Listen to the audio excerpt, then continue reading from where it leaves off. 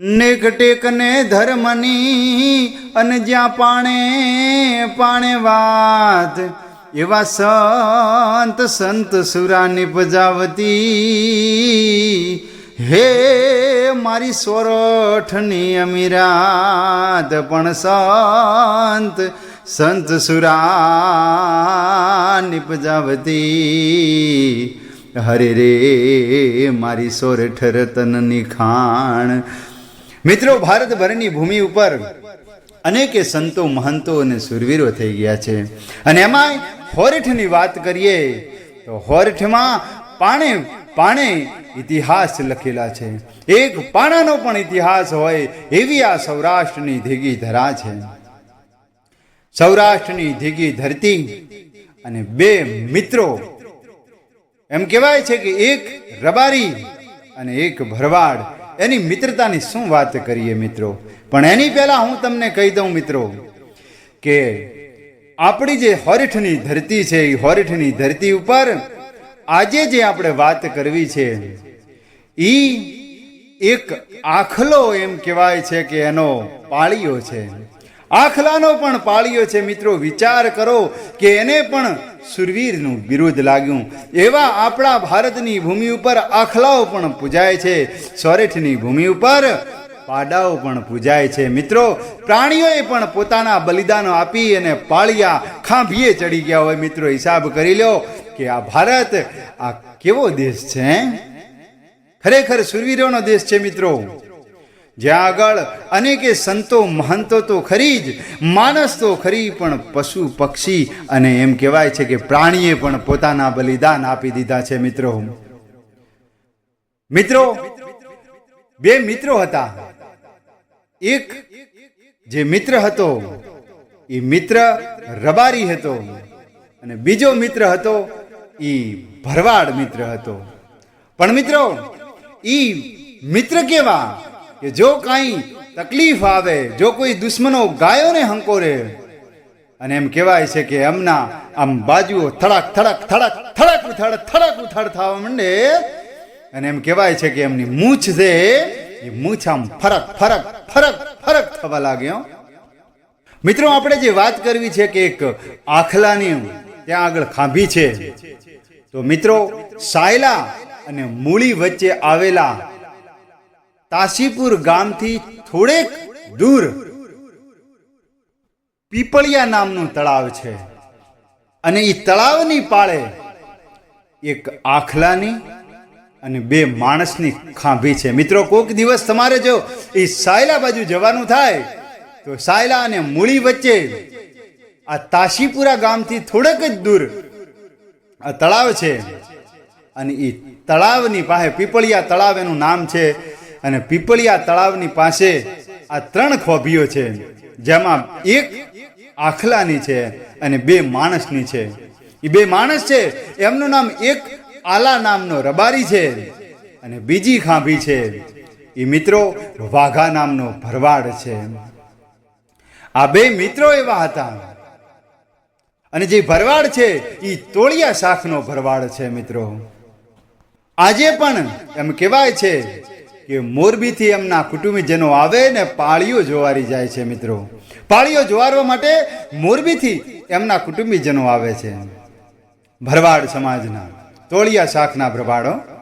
હવે મિત્રો, વાત એમ છે કે એક દિવસના સુમારે આ બે મિત્રો આલો અને વાઘો, આ બે મિત્રો ગાયો ચરાવે છે અને ગાયો પણ એવી અને આમ જબરજસ્ત, આહા હા હા, ગાયો પણ જાણે કૃષ્ણ કનૈયાને ભગવાન જેમ ગાયો ચારતા હોય એમ આ બે મિત્રો ગાયોને ચરાવે છે, ભગવાનનું ભજન કરે, ઠાકરના ગુણ ગાવે અને ગૌધનની સેવા કરે છે।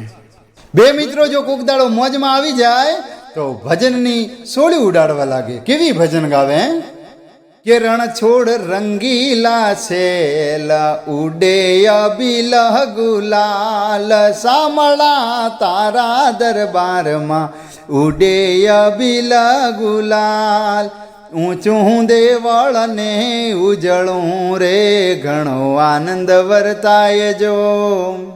એમ કહેવાય છે કે આ બે મિત્રો ઠાકર ભગવાનના ભજન કરે અને મોજથી જીવન જીવે, પણ એકબીજા વગર ચાલે નહીં હો.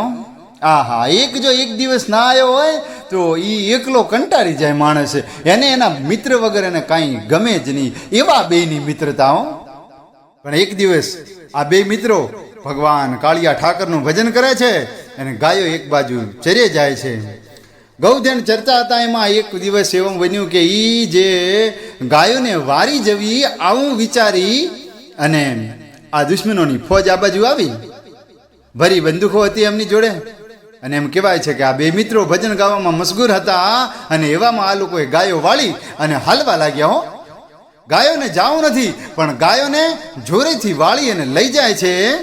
અને એવામાં આ બે મિત્રોને ખબર પડી કે કોક દુશ્મન આવ્યું છે, આપણી ગાયોને વારી જાય છે.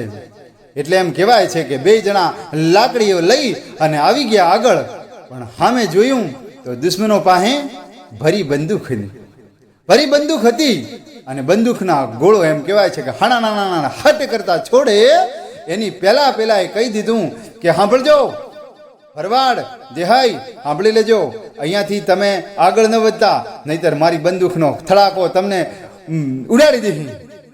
અને આ એમ કહેવાય છે કે રબારી ને ભરવાડ પણ આવા જવા મર્દ હતા હો.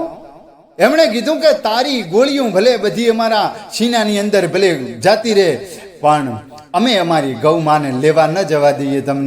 તમે અહીંથી લઈ જાઓ એ વાતનો માલ નથી અમારા જીવતા, તમને આ વસ્તુ અમે ના લઈ જવા દઈએ. ગૌધન પાછા વાળીશું અમે, તો પણ કે તમે મરી જાઓ. અરે જે ઠાકર કરે ખરું, પણ તું અહીંથી લઈ નહીં જાય એ આજે 100% છે. હા, પછી મિત્રો એમ કહેવાય છે કે ઈ જેવી બંદૂકની આમ નાળસા ભરવાડ અને રબારી સામે કર્યા અને એવામાં એમ કહેવાય છે કે આખલો ત્યાંથી છૂટ્યો અને આ બે હતા એની પાસે આવીને ઉભો રહ્યો. પેલા એ તરત બંદૂકના નાળસા બંધ કરાયા. પેલા મુખીઓ હતો અને ઓર્ડર આપ્યો કે કોઈ ગોળી ના ચલાવતા, કારણ કે આ તો નંદી છે, આ તો શંકર ભગવાનનો અંશ ગણો તો ખરી, એનો પોઠિયો છે, એના ઉપર ગોળી ના ચલાવરાય, ગોળી ના ચલાવતા કોઈ. પણ એમ કહેવાય છે કે ધીરે ધીરે આ આખલો છે એ એમની આમ આજુબાજુમાં વળટાઈ ગયો અને એ ગોળી જેવી કરે એટલે આખલો આડો આવી જાય અને એ ગાયોને પેલા લોકો પાછી વાળવા માંડ્યા. પેલા એમ કે છે દુશ્મનોમાંથી એમ કહે છે કે આ આખલાને મારી નાખો, નહીતર આ આખલો આ ગાયો બધી વળાવી નાખીએ. તો કે કઈ રીતે, પણ આ તો શંકર ભગવાનનો પોઠિયો છે, આપણે એને ન મારી શકીએ. પણ એમ કહેવાય છે કે મિત્રો જ્યારે ગાયો વળતી જોઈએ અને એમ કીધું કે આ ગાયો એમના હિમાડામાં લઈ જાય છે, એટલે કે આખલાને તો ઉડાડી દો એમ કહેવાય છે. અને એમ કહેવાય છે કે આખલો ભાઈ ભાગ્યો હો ત્યાંથી અને હામો દુશ્મનોની સામે ભાગ્યો. અને એમ કહેવાય છે કે 2-4 ને તો શિંગડામાં આમ ઝડપી નાખ્યા અને દોહી બોલાવવા માંડ્યો. પણ એમ કહેવાય છે કે આખલાને પછી ગોળીઓ મારી દીધી, આખલાનું આખું શરીર વીંધી નાખ્યું. અહીંયા આ લોકો આખલાને મારવામાં રહી ગયા અને ન્યા આગળ આ જે બે મિત્રો હતા એ બે મિત્રો એ ભરવાડ અને રબારી જે બે મિત્રો હતા એ ગાયોને વાળીને છે કે હિમાળા સુધી પહોંચાડી દીધી. પણ એમ કહેવાય છે કે આ દળકટક હતું ને દુશ્મનોનું એ આગળ આવી ગયું ને એમ કહેવાય છે કે એ 3 જણા ત્યાં આગળ લાકડીઓ વડે લડ્યા ખરી, ઘણા દુશ્મનોને ધૂળ ચટાડી દીધી મિત્રો. પણ એમ કહેવાય છે કે એમની સામે ટકી ન શક્યા, કારણ કે એમની જોડે સાધનો હતા, બંદૂકો હતી, તલવાર હતી અને આ ભરવાડ અને રબારી જોડે લાકડીઓ હતી. પણ છતાં એમ કહેવાય છે કે ઝાકા ઝીકી મંડાણી એ સમયે આખલાએ પણ પોતાનું છે ને રંગ બતાવ્યો ને ઘાયલ આખલાએ પણ આમ ધમરોળવા માંડ્યો બધાને. અને એમ કહેવાય છે કે 3 ગોળીઓના ઠાર મારી નાખ્યા ત્યાં આગળ. અને એમ કહેવાય છે કે મિત્રો ત્યાં આગળ એમણે પોતાના પ્રાણ છોડી દીધા. પણ આ બાજુ જોયું તો ગાયો તો બધી જતી રહી છે ગામમાં. હવે આ દુશ્મનો અહીંયા એકલા પડી ગયા. એમને એમ થયું કે ગાયો જતી રહી, હાલો હવે આપણે ભાગી જઈએ. એટલે જે કંઈ વજ્યા કૂત્યા હતા એ બધા નાસી ગયા. અને ત્યાં આગળ એમ કહેવાય છે કે મિત્રો ત્યાં આગળ આ 3 ખાંભીઓ મૂકવામાં આવી. એક ખાંભી આલા નામના રબારીની, બીજી ખાંભી વાઘા નામના ભરવાડની અને ત્રીજી ખાંભી આ આખલાની. મિત્રો આખલાઓએ પણ ગૌ માટે પોતાનું બલિદાન આપી દીધું, એની પણ ખાંભી અત્યારે ત્યાં આગળ પૂજાય છે. જોકે મિત્રો આખલાની ખાંભી થોડી ખંડિત થઈ હતી એટલે હાલમાં એ ખાંભી નવી છે. ત્યાં આગળ કોઈ નવી એમ કે ખાંભી લાવીને એનામાં પ્રાણ પ્રતિષ્ઠા કરવામાં આવી છે. આજે પણ ત્યાં આગળ જો તમે કોઈ માન્યતા માનો તો એ માન્યતા પૂર્ણ થાય છે મિત્રો. એ આટલું એમને સમજી લો કે ખાંભીએ ખોડાણા, પણ એમણે એમના વચનો આજ પણ યાદ રાખ્યા છે. ત્યાં આગળ તમે માનતા કરો એટલે તમારી માન્યતાઓ પૂરી થાય છે મિત્રો. શ્રદ્ધા તમારી હોવી જોઈએ બસ.